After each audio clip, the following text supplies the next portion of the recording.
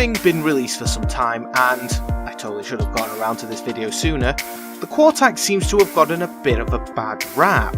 People are quite quick to slander this weapon and call it dull, boring, and not functional. I happen to disagree with some of this. This is not a bad weapon.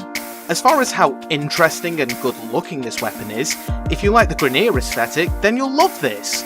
It's almost as sleek and Grineer as you can get. The noise sounds like an industrial weapon, something still steaming from the mass production line.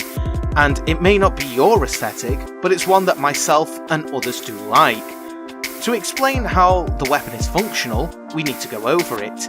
It's a crit-based rifle that fires 4 shots with each pull of the trigger, with good status chance and good critical stats, and an innate punch through of half a meter.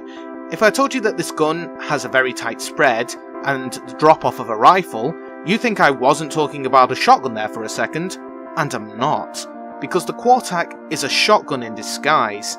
This to me feels like an attempt to make a rifle that is functionally a shotgun. The benefit here is that the Quartakk has the functionality of a shotgun with the mods, damage drop off, accuracy, tight spread and ammo efficiency of a rifle. In order to get the most out of it, you have to think of it as a shotgun that's wearing the coat of a rifle, and once you do, you can get the most out of it.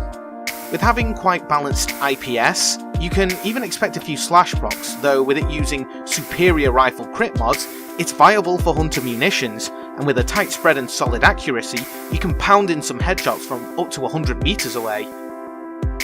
For the purpose of testing in a vacuum, here's how it fares in the simulacrum. 1 volt shield on a stunned level 125 bombard using radiation damage on the build you can see coming up. This is the build that I use, and the one in the survival video that's playing. As far as mandatory mods go, Serration, Split Chamber, Point Strike and Vital Sense feel mandatory to me, as well as 2 elemental mods depending on the choice of enemy in the mission. Then you have 2 slots to experiment with. Because we're using rifle mods, and a common grievance with this weapon is how slow the fire rate is, we can use Vile Acceleration, and personally I feel it gives you what you need with this gun. If you don't have Vile Acceleration or you want more punch through, then Shred is a perfectly fine alternative at the cost of a slower fire rate, but even Speed Trigger is perfectly fine. The second mod slot is more flexible. My preference is Vigilante Armaments for the lower level content, and Hunter's Munition for the higher. You can experiment with Heavy Caliber as well, depending on your preference for how tight you want your spread to be. For colours, I'm a sucker for the Night Watch colour scheme, as you can probably tell. Like with the other releases around this time, the primary colours seem to be lighter than expected, so just be sure to make it a shade or 2 lower so it doesn't look too bright compared to everything else.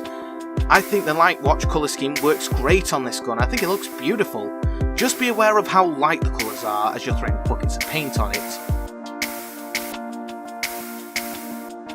My closing thoughts on this gun? This rifle pretending to be a shotgun, or shotgun pretending to be a rifle, is not as lackluster as you may believe.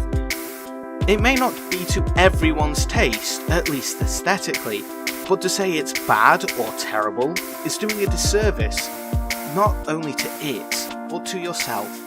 Give it a try. I mean, it's only 3 former to make a full build, right?